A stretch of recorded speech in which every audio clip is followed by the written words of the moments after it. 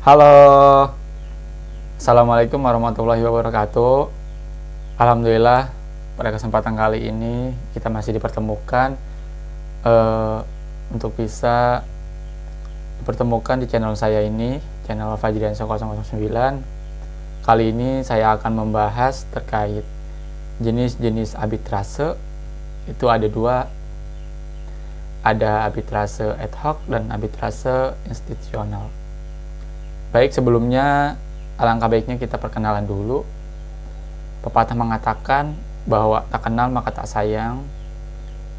Biar kita saling kenal, kita kenalan. Seperti itu. Baik, perkenalkan, nama saya Fajriansyah. Saya salah satu mahasiswa di Universitas Islam Negeri Sultan Maulana Hasanuddin Banten. Letaknya di Provinsi Banten tepatnya di salah satu daerah di Kota Serang. Saya mengambil prodi Perbankan Syariah, Fakultas Ekonomi dan Bisnis Islam. Saat ini saya sedang menempuh pendidikan di semester 6. Nah, baik, kita lanjut ke berikutnya. Ini ada profil dosen saya, dosen yang luar biasa, yang sudah memberikan saya pemahaman-pemahaman terkait mata kuliah arbitrase syariah, dosen pengampu dari mata kuliah arbitrase syariah. Beliau juga salah satu dosen Fakultas Ekonomi dan Bisnis Islam yang sudah memberikan banyak pemahaman terkait materi arbitrase. Beliau yaitu Bapak Dr. Haji Saiful Bahri, SAGMM. Semoga beliau selalu diberikan kesehatan oleh Allah Subhanahu wa taala. Amin amin ya rabbal alamin. Baik, lanjut saja. Kita lanjut ke materi pertama, yaitu terkait apa itu arbitrase. Mungkin dari teman-teman semua sudah mengetahui apa itu arbitrase. Cuman di sini saya akan mengulas kembali apa itu arbitrase. Arbitrase sendiri adalah sebuah metode alternatif untuk menyelesaikan sengketa perdata di luar pengadilan.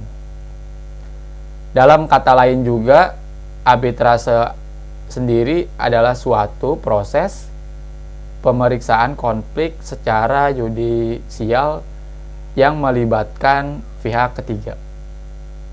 Jadi, arbitrase itu adalah sebuah metode alternatif yang dipilih oleh pihak yang bersengketa. Nah, jadi orang yang melakukan sengketa dan terlibat dalam konflik perdata atau sengketa perdata itu bisa memilih jalan sebagai penyelesaiannya melalui arbitrase. Seperti itu.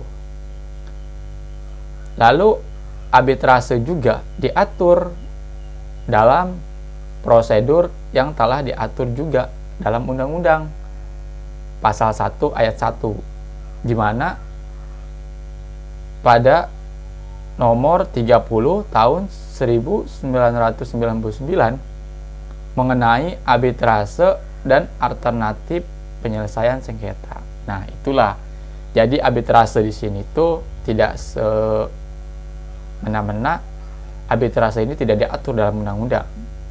Nah, arbitrase sudah diatur dalam undang-undang, maka pihak yang melakukan sengketa itu bisa dengan aman dan bisa melakukannya melalui jalur arbitrase ini karena sudah diatur dalam undang-undang.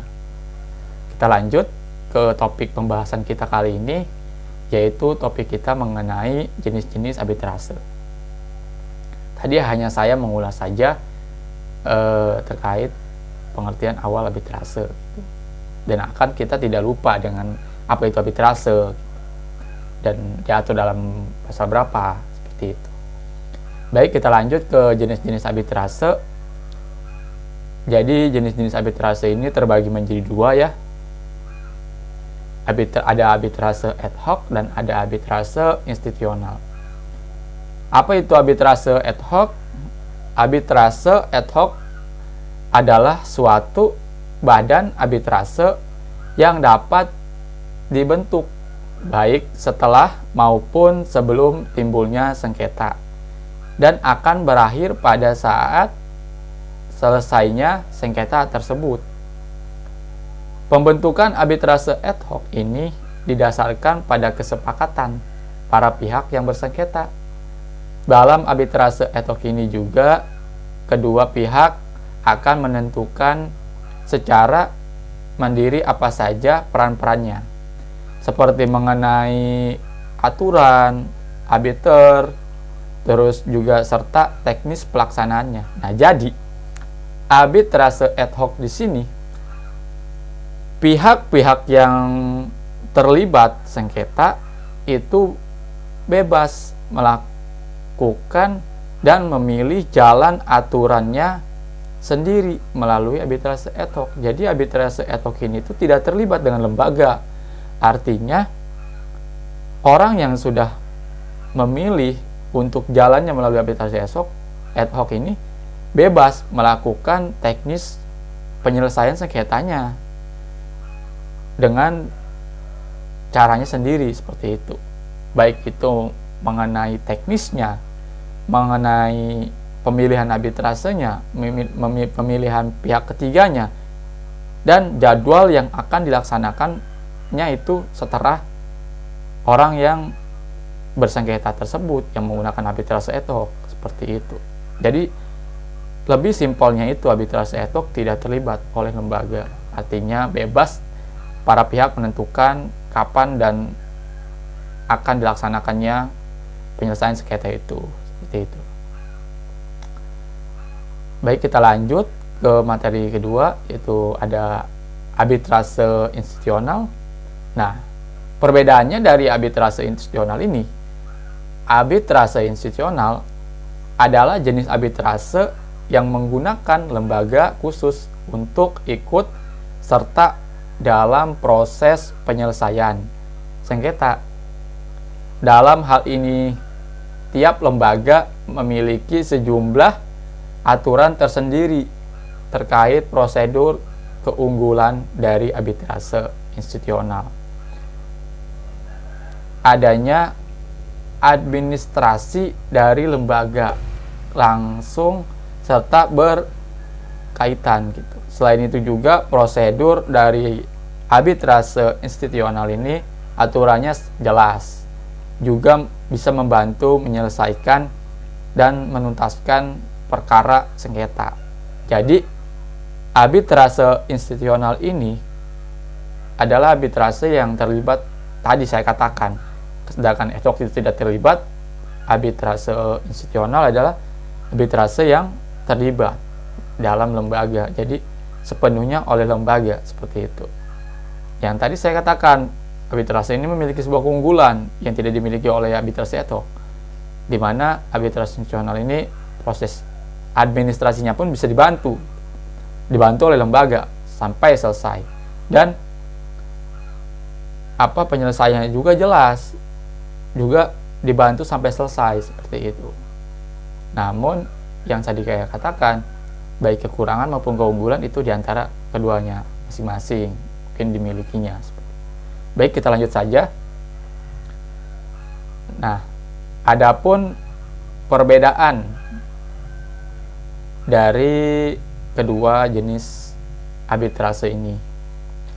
Nah, arbitrase ad hoc sendiri, arbitrase ad hoc yang tidak berkoordinasi oleh suatu lembaga.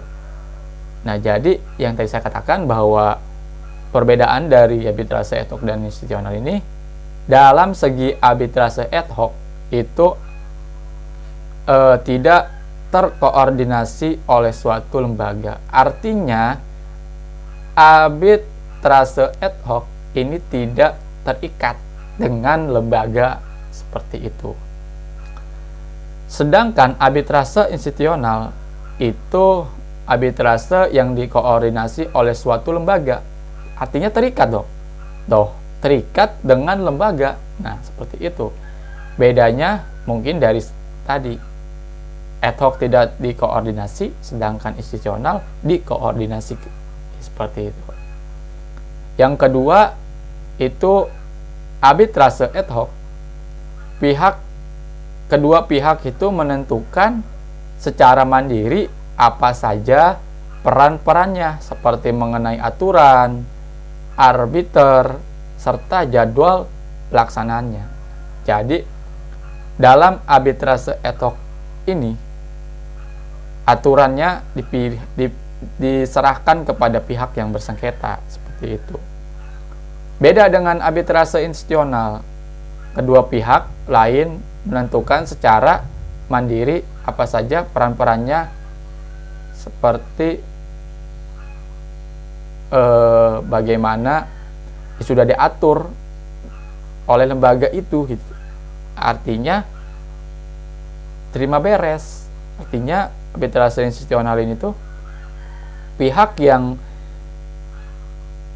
memilih untuk menyalurkan jalan arbitrase institusional itu yang tadi saya katakan, administrasinya pun dibantu, seperti itu. Jadi dipermudah istilahnya, dan sampai selesai, seperti itu. Mungkin itu perbedaan dari arbitrase ad hoc dan arbitrase institusional.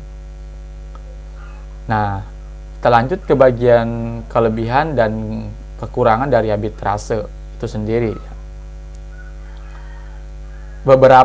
Ada beberapa kelebihan diantaranya dari arbitrase. Yang pertama itu bahwa berperkara melalui badan arbitrase ini tidak begitu formal dan fleksibel.